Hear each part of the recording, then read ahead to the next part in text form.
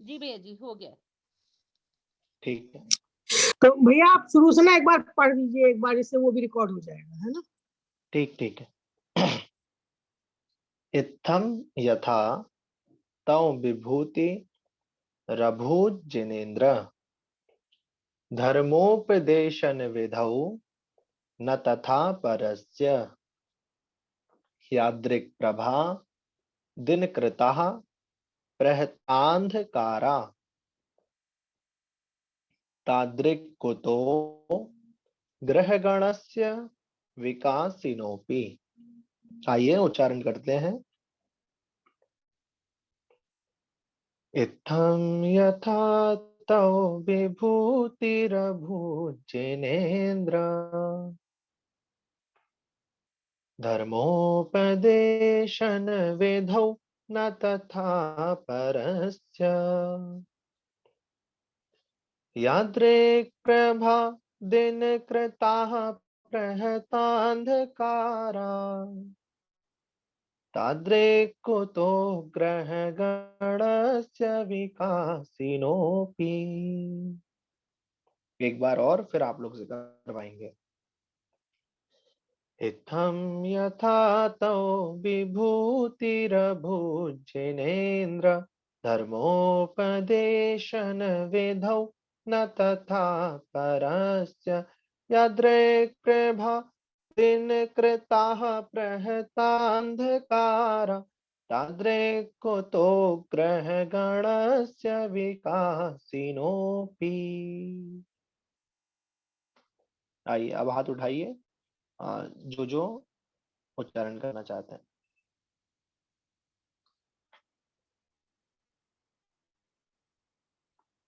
नैतिक हो यहाँ पे? चलो नैतिक करो उच्चारण। जय जिनेन्द्र भैया जी। जय जिनेन्द्र। इत्थं यथा त्व विभुरभूज जिनेन्द्र धर्मोपदेशन विधौ न तथा परस्य यादृक् प्रभाजन कृतः परिहत प्रहतान्धकारा तादृक् कुतो गणस्य विकासिनोपि। पहली लाइन अनैतिक। इत्थम यथा तौ विभूति रभूज जिनेन्द्र। स्वाति जैन। जी भैया जी। इत्थं यथा तव विभूतिरभूजिनेन्द्र धर्मोपदेशन विधौ न तथा परस्य यादृक् प्रभादिनकृतः प्रहतान्धकारा तादृक् कुतो ग्रहगणस्य विकासिनोपि। एकदम ठीक है। मंजू जी। हाँ, मेरी एक रिक्वेस्ट थी सबसे पहले भैया सबकी, कि सब लोग जब बोलना शुरू करते हैं जय जिनेन्द्र ना कहें, क्योंकि समय बच जाएगा। इस बार समय बहुत कम है और भैया सबको करा नहीं पाएंगे। अगर हम सब लोग इस तरह थोड़ा थोड़ा भी समय बचाएंगे तो बहुत बच जाएगा, है ना। शुरू में जय जिनेन्द्र हो गई, छोड़ दें बाद में। चलिए, सॉरी अगर किसी को बुरा लगाओ तो। इत्थं यथा तव विभूतिरभूजिनेन्द्र धर्मोपदेशन विधान तथा परस्य यादृक् प्रभादिनकृतः प्रहतान्धकारा तादृक् कुतो ग्रहगणस्य विकासिनोपि। एकदम ठीक है। आईफोन शायद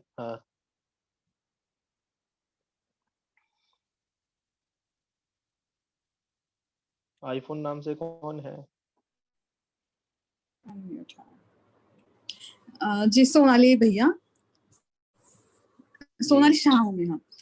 इत्थं यथा तव विभूतिरभूजिनेन्द्र धर्मोपदेशन विधौ न तथा परस्य यादृक् प्रभादिनकृतः प्रहतान्धकारा तादृक् कुतो ग्रहगणस्य विकासिनोपि। अंतिम अंजू भाभी।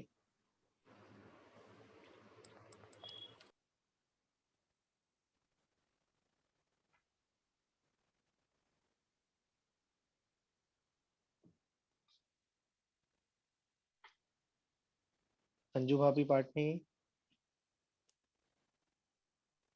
अच्छा, अभी आ रही है। हाँ हाँ आ रही है। इत्थं यथा तव विभूतिरभूजिनेन्द्र धर्मोपदेशन विदो न तथा परस्य यादृक् प्रभादिन कृतः प्रहतान्धकारा तादिक् कुतो ग्रहगणस्य विकाशिनोऽपि। एकदम ठीक है। अब आइए इसका अर्थ देखते हैं। अर्थ बहुत सरल है इसका। अर्थ देखेंगे। इत्थम अर्थात इस प्रकार, यथा मतलब जैसी, तो अर्थात आपकी, विभूति अर्थात विभूति। इसके आगे लिखा है रभूज जिनेन्द्र। तो जब हमने विभूति और रभूज ये एक ही शब्द था, इसको जब अलग अलग करा तो यहाँ पे हो गया विभूति ही, और वहां पे बचा अभूत। जो लास्ट में जा था, संस्कृत में एक सूत्र होता है विकल्पता, विकल्पो, उससे ता का जा हो जाता है। जब अलग अलग करेंगे तो जा का ता हो जाएगा, तो बचेगा अभूत अर्थात हुई। जिनेन्द्र मतलब हे जिनेन्द्र देव। बोल रहे हैं इत्थम अर्थात इस प्रकार, यथा मतलब जैसी, तव अर्थात आपकी, विभूति हुई, अभूत अर्थात हुई, जिनेन्द्र हे जिनेन्द्र। कब? धर्मोपदेशन, धर्म के उपदेश के, विधौ अर्थात कार्य में। जब आप धर्मोपदेश दे रहे थे उस समय की बात कर रहे हैं कि उस धर्मोपदेशन के कार्य में या धर्मोपदेश देते समय जो विभूति आपकी हुई, न तथा परस्य, ना मतलब नहीं हो सकती, तथा मतलब वैसी विभूति, परस्य अर्थात अन्य किसी की या किसी दूसरे की। धर्मोपदेश के समय जो विभूति आपकी हुई, वैसी हे जिनेन्द्र देव, तीन काल तीन लोक में किसी और की नहीं हो सकती। ये शुरू की 2 लाइन का अर्थ हुआ। नीचे बोल रहे हैं क्यों, उदाहरण दे रहे हैं। याद्रेक क्योंकि जैसी, प्रभा अर्थात कांति, विधौ अर्थात कार्य। अपन बोलते ना विधि का तो विधान ही ऐसा था, विधि विधौ कार्य।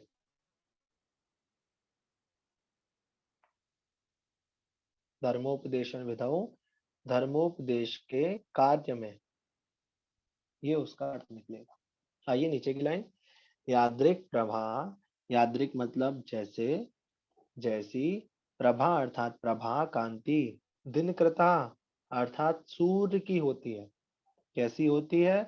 प्रहत अंधकारा, ये प्रहतांधकारा, प्रहत अंधकारा अर्थात नष्ट करने वाली होती है जो अंधकार को। तो जैसी अंधकार को नष्ट करने वाली प्रभा दिनकृता अर्थात सूर्य में होती है, ताद्रिक वैसी, कुतो मतलब कहाँ हो सकती है, ग्रह गणस्य अर्थात अन्य ग्रहों में, विकासिनोपि विकसित होते हुए भी अर्थात प्रकाशित होते हुए भी। आकाश में कई सारे ग्रह नक्षत्र तारे चमक रहे हैं, प्रकाशमान हो रहे हैं, परंतु जो प्रभा, जो अंधकार को नष्ट करने की प्रभा, कांति सूर्य में होती है, अन्य किसी ग्रह में नहीं होती या अन्य ग्रहों में नहीं पाई जाती। उसी तरह जो विभूति आपकी धर्मोपदेश के कार्य में हुई, वैसी ना परस्य किसी दूसरे की नहीं हो सकती। एक बार और, एकदम सीधा सीधा ऊपर से। इत्थम अर्थात इस प्रकार, यथा मतलब जैसी, तव मतलब आपकी विभूति, अभूत अर्थात हुई, जिनेन्द्र हे जिनेन्द्र देव, धर्मोपदेशन विधौ धर्मोपदेश के, विधौ अर्थात कार्य में, ना तथा परस्य ना मतलब नहीं हो सकती, तथा मतलब वैसी विभूति, परस्य मतलब और किसी की। क्योंकि याद्रेक क्योंकि जैसी, प्रभा अर्थात कांति, दिन कृतः दिन को करने वाले अर्थात सूर्य में होती है, प्रहतांधकारा जो कि अंधकार को नष्ट कर देती है, ताद्रिक वैसी, कुतो मतलब कहाँ हो सकती है, ग्रह गणस्य विकासिनोपि, ग्रह गणस्य अर्थात अन्य ग्रहों में, विकासिनोपि प्रकाशमान होते हुए भी, विकसित होते हुए भी। समझ में आया? अर्थ बहुत सीधा सा है इसका कि जो विभूति, जो कांति, जो नाम या जो महिमा आपके धर्मोपदेश के समय हुई, अर्थात जब आप समो शरण में विराजमान थे, जब आप धर्म का उपदेश दे रहे थे, उस समय जो धर्म की महिमा फैली वैसी कोई दूसरा नहीं फैला सकता, और ना किसी दूसरे में वैसी क्षमता है। नीचे उदाहरण दे रहे हैं, क्योंकि जैसे अंधकार को नष्ट करता है सूर्य, क्या अन्य कोई ग्रह उस अंधकार को नष्ट करने में समर्थ है? कभी नहीं। तो ये इसका अर्थ हुआ कि जैसे अन्य सारे ग्रह भी मिल जाएं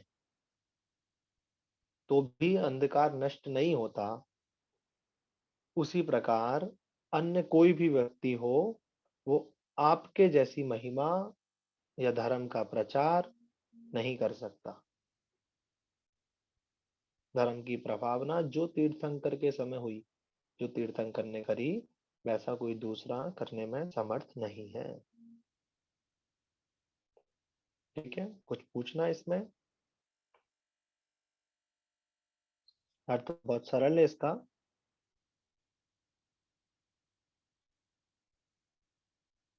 किसी को कुछ पूछना हो तो हाथ उठा ले, पूछ सकता है, या मैसेज कर दे, मैसेज पर भी पूछ सकते हैं।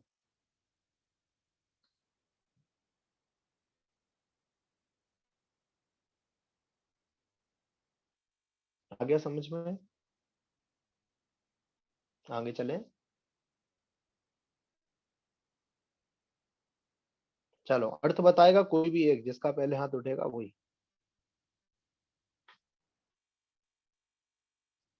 इसी वाले काव्य का अर्थ। स्वाति जैन, चलिए आप ही बता दीजिए।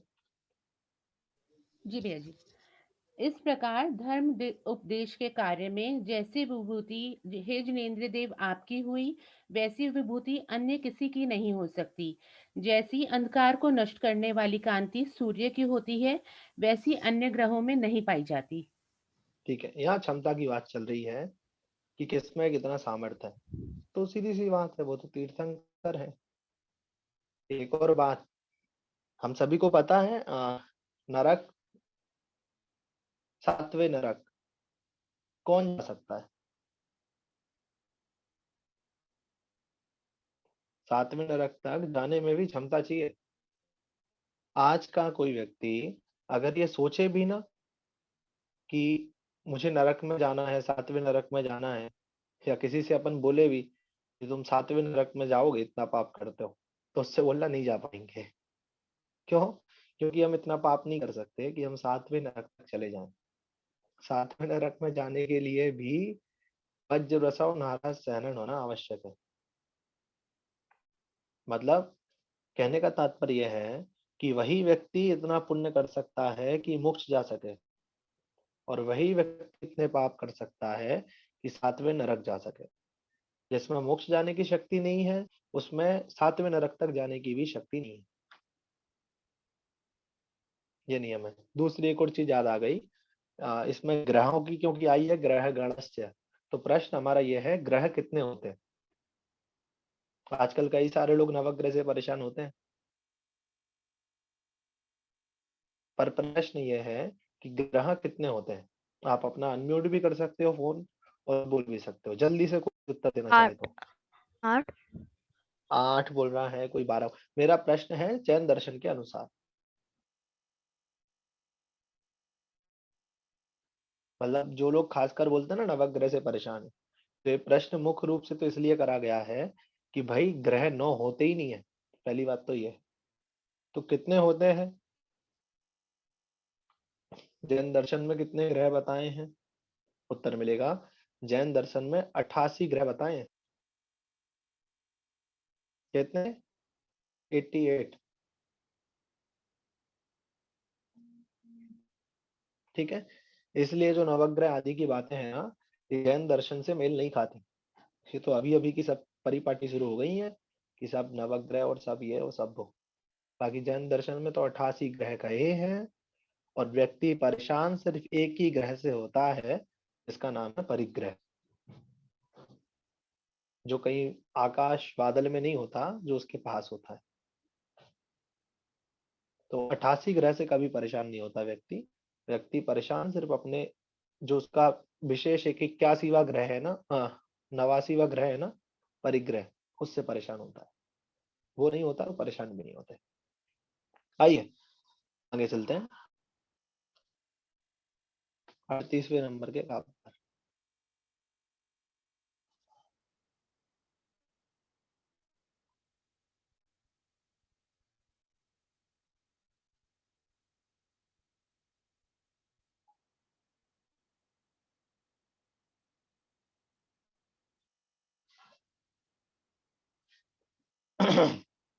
अड़तीसवें नंबर का काव्य ध्यान से पढ़ेंगे। आइए,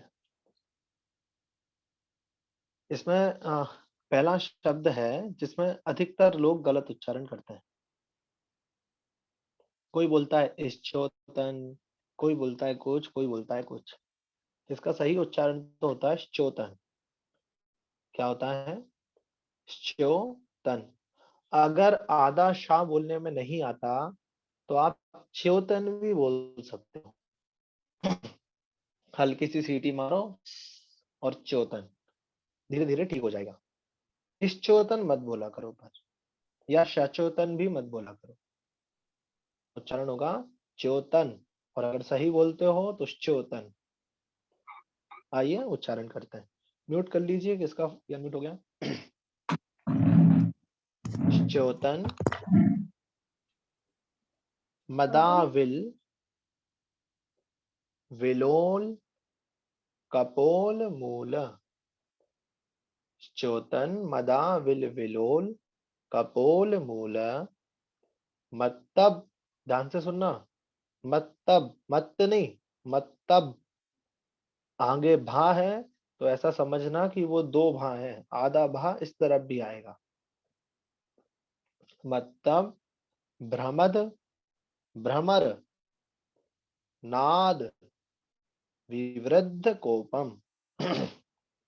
श्चोतन, मदा, विल, विलोल, कपोल, मूल। मतलब भ्रमद, भ्रमरनाद, विवृद्ध कोपम।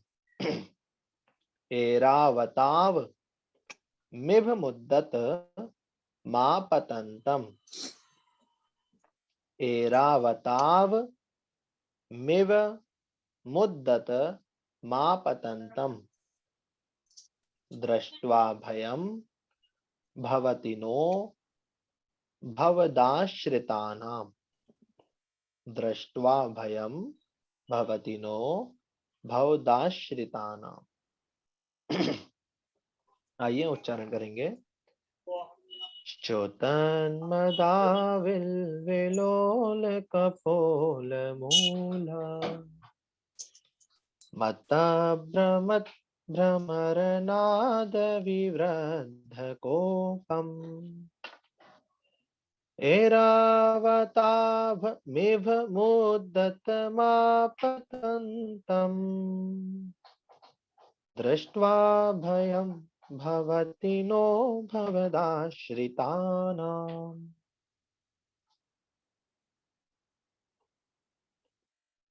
भैया तीसरी लाइन में भा या वा बोलना है।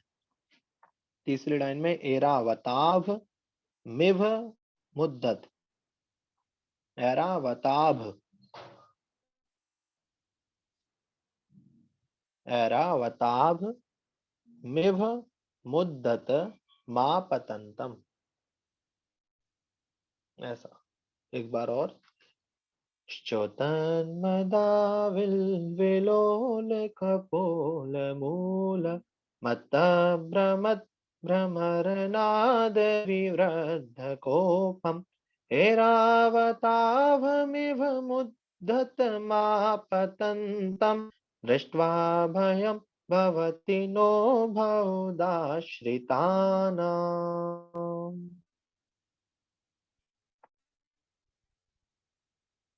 हुआ?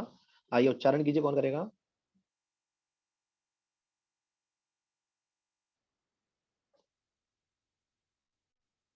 भारती जैन।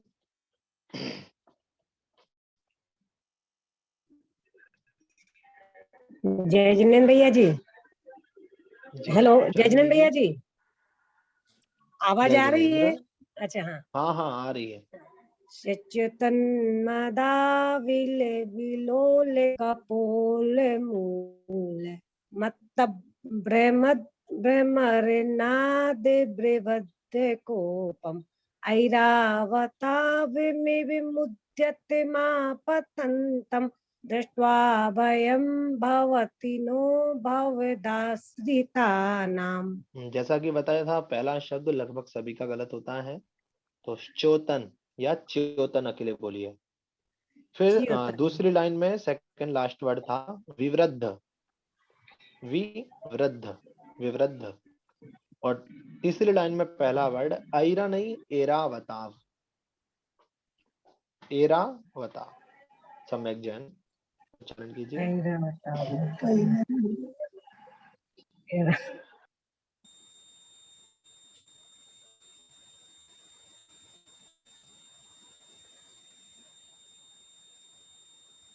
सम्यक आपकी आवाज नहीं आ रही है।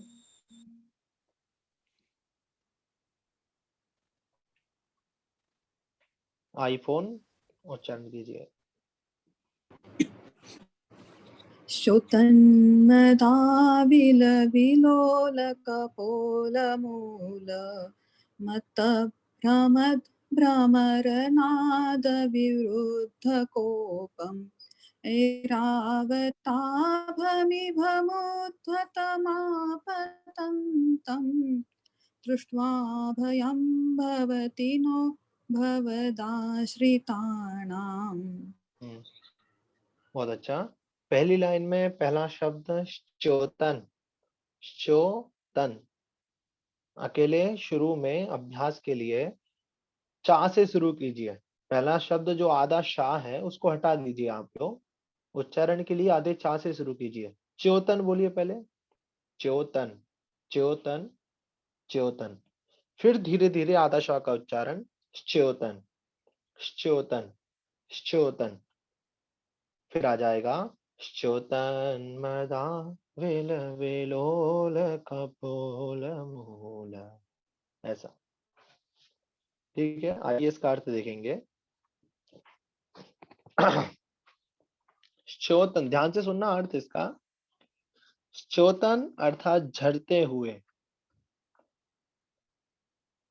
मदाविल विलोल, मदाविल अर्थात मद से जो लिप्त है, और विलोल अर्थात चंचल हो रहे हैं, लालाए मतलब हिलडुल रहे हैं जो।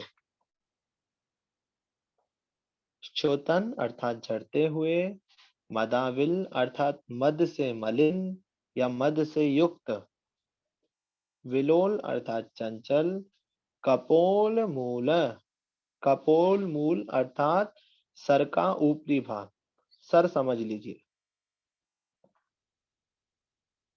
हाथी के बारे में सुना होगा कि हाथी को मद झरता है, और जब हाथी को मद झरता है तो उस हाथी की दशा, पागल हाथी समझ लीजिए कि पागल हाथी जैसा वो हो जाता है। तो उसी की बात बोल रहे हैं कि जिस हाथी के झर रहा है मद, अर्थात जो मद से अवलिप्त है, मद झर रहा है और चंचल हो रहा है, जिसका गंडस्थल, कपोल मूल अर्थात गंडस्थल अर्थात सिर, और मत्त भ्रमद, मत्त मतलब उन्मत्त अर्थात पागल, भ्रमद अर्थात भौरे, भ्रमर अर्थात वहां पे घूम रहे हैं, मतलब पागल, भ्रमद अर्थात घूम रहे हैं, भ्रमर अर्थात भौरे, पागल भौरे जहां पर घूम रहे हैं, और घूमते हुए नाद अर्थात आवाज कर रहे हैं, और उस आवाज से विवृद्ध अर्थात बढ़ रहा है, कोपम अर्थात क्रोध जिसका, ऐसा हाथी। एक दृश्य अपनी आंखों के सामने बनाओ कि एक हाथी खड़ा है जिसके सिर से गंडस्थल से मद की धारा बह रही है, और उसका वो पूरा मस्तक, पूरा गंडस्थल मद की जल से गीला हो गया है, और उस मद की सुगंध को देख करके भौरे पागल हो गए हैं, और उस हाथी के चारों ओर भुन भुन की ध्वनि करते हुए मंडरा रहे हैं। तो उनकी ध्वनि से वो हाथी का जो क्रोध है वो और ज्यादा बढ़ रहा है।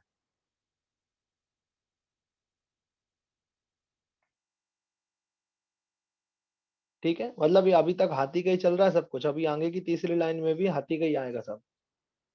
किचोतन मतलब झड़ते हुए, मदाविल मद से अवलिप्त या मलिन, विलोल मतलब चंचल, कपोल मूड अर्थात गंडस्थल गंडस्थल पर, मतलब भ्रमद मतलब पागल घूमते हुए भौरों के नाद से, आवाज से, विवृद्ध को जिसका क्रोध बढ़ रहा है, ऐसे ऐरावताभम इव अर्थात ऐरावत हाथी की तरह, उद्दत अर्थात उद्दंड, आपतंतम मतलब सामने आते हुए, दृष्टवा मतलब देख कर भी, भयम मतलब भय को, भवती प्राप्त, नो मतलब नहीं होता। कौन? भवत आश्रितानाम, भवत मतलब जो आपके, आश्रितानाम अर्थात आश्रित आ गया है। इसको सामान्य रूप से अभी समझ लो, सिर्फ कक्षा में 3.5 मिनट बाकी है, तो इसको ध्यान से समझ लो। कल इसको और हम आपसे पूछ लेंगे, आपको नहीं आएगा समझ में तो और समझ लेंगे। इसको ऐसे समझो कि सबसे पहले इन्होंने एक हाथी का वर्णन करा, जो हाथी कैसा है, जिसके सिर में से मद की जो धार है वो टपक रही है, और उस मद की धार से जो सुगंध निकल रही है, उस सुगंध से भौरे उसके पास खिंचे चले आ रहे हैं, और वो भौरे उसके कान के चारों ओर भुन भुन भुन की ध्वनि कर रहे हैं, जिससे उस हाथी का क्रोध और ज्यादा बढ़ रहा है। और ऐसा वह क्रोधित हाथी जो कि ऐरावत हाथी की तरह है, अर्थात उद्दंड है, किसी से दबता नहीं है, और ऐसा हाथी सोचो सामने से आ रहा हो, दौड़ता हुआ, चिल्लाता हुआ, क्रोधित हाथी। तो ऐसे उस हाथी को देखकर भी, ऐसे उस हाथी को देखकर भी डर नहीं लगता। किसे? जो आपके आश्रित आ गया है उसे। 6-7 मिनट नहीं है, 37 मिनट 38 सेकंड हो चुके हैं। 40 मिनट में कक्षा समाप्त हो जाती है।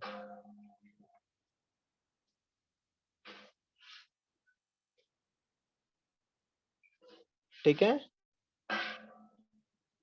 एक बार और समझ लीजिए। ये जो श्लोक है, ये आप महिमा गा रहा है कि हे भगवान, जो आपके आश्रित आ गया है ना, उसे फिर किसी से भय नहीं लगता। फिर चाहे वो एक ऐसे हाथी के सामने खड़ा हो जो कि मदमत्त हुआ है, क्रोधित है, ऐरावत की तरह उद्दंड है, और चिंघाड़ता हुआ सामने से आ रहा है, उसके बाद भी वह उस हाथी को देख करके डरेगा नहीं। जो आपके आश्रित आ गया है, ऐसा भक्त, क्योंकि जो आपके आश्रित आ गया, उसे अब किसी और चीज का भय नहीं होता।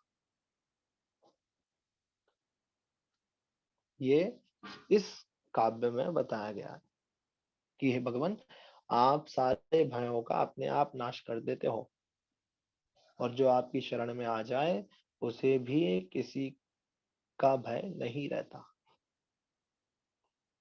ये 38वें नंबर का काव्य का अर्थ हुआ। इसी काव्य को कल आगे और अच्छे से समझ लेंगे, और आप लोगों से पूछ लेंगे कि इसमें क्या समझ में नहीं आया। आइए जिनवाणी स्तुति, हाथ जोड़ लीजिए। जा वाणी के ज्ञान से सूझे लोकालोक, सो वाणी मस्तक नमो सदा देत हूँ ढो। कायोत्सर्ग कर लीजिए।